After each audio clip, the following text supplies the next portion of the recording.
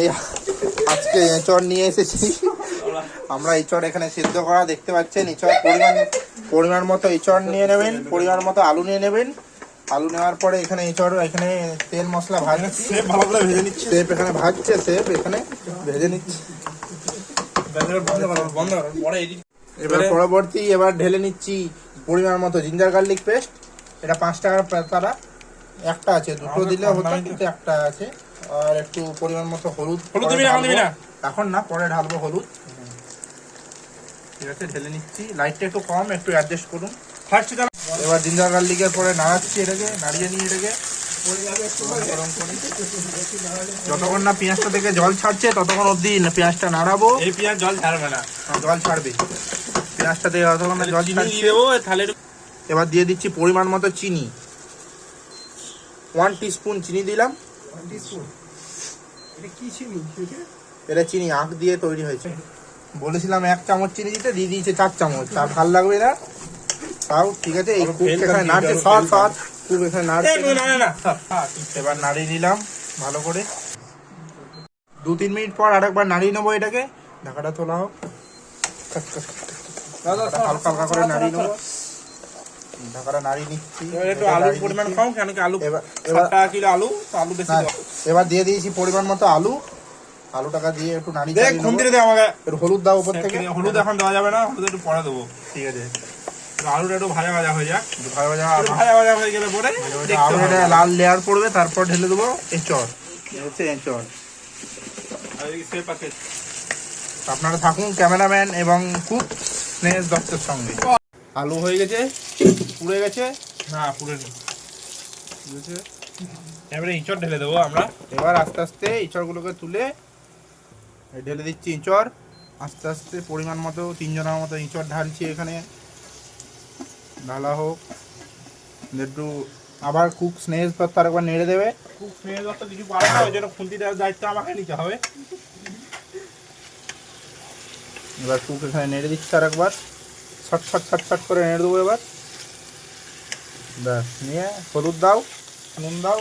দাদা দিস না, ডালি করে দিয়ে দিবি। দাদা আমি দিচ্ছি রে। কিছু দেখা ভিডিওর দাম।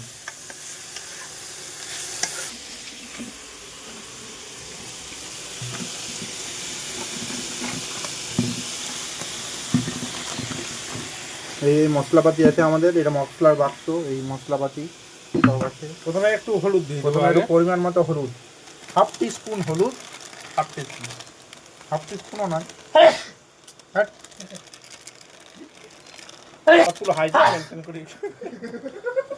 একটু দিয়ে দেবো জিরে। এবার একটু জিরে পাউডার একটু দিয়ে দিলাম। পরিমাণ মতো জিরে। এই মাপ আমাদের হাতেই মাপ। পরিমাণ মতো আলুর দম মশলা। স্বাদ অনুসারে লঙ্কা গুঁড়ো, এমটিআর এর লঙ্কা গুঁড়ো স্বাদ অনুসারে। খুব ঝাল।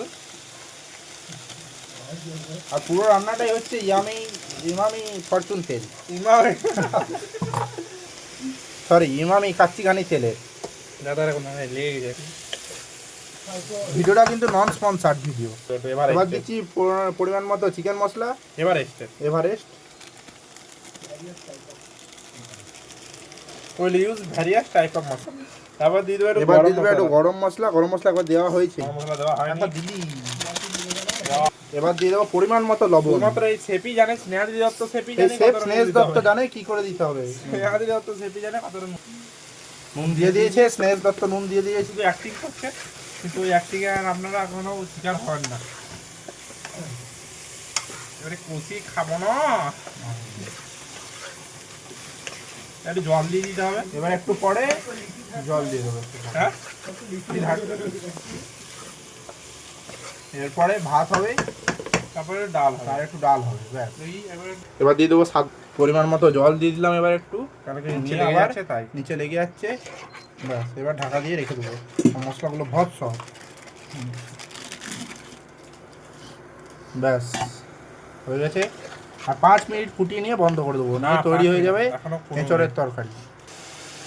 এঁচড়ের ঝাল দেওয়া তৈরি হয়ে যাবে 5 মিনিট পরে। ব্যাস হয়ে গেছে। এই যে কুক স্নেহ দত্ত দেখতে পাচ্ছেন। দেখুন এখানে আমি করছি গোলাপ দিনে হয়েছে। এবারে ঢাকা দিয়ে দেবো, এবার এঁচোড়টা ঢাকা জল দিয়ে ছেড়ে দেবে। তৈরি স্নেহ দত্তের এঁচোড়ের স্নেহালি দত্ত। তরকারি।